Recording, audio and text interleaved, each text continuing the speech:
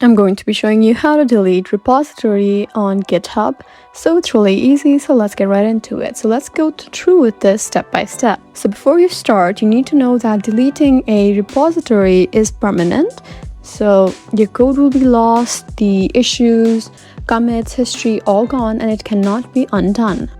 So the first thing you need to do is log in to GitHub. Just open any of the browsers that you have. As you can see, sign into GitHub is right there. Just go ahead and tap here and wait for it to load. And now all you need to do is go to your email or username and enter your password. You can also create an account if you don't have one, and you can choose to continue with Google or Apple. It's completely up to you. Now, as you can see, you've successfully logged in. Now you just need to open the repository you want to delete.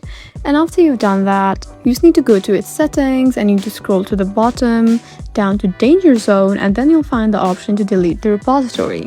Now all you need to do is tap there and GitHub will ask you to type username and the repository's name. All you need to do is delete repository again and you're done. So that's how you delete repository in GitHub. So that's how easy it is. I hope this video was helpful for you. Please leave us a like and drop us a comment down below, and we'll see you again in our next video. Thank you for watching.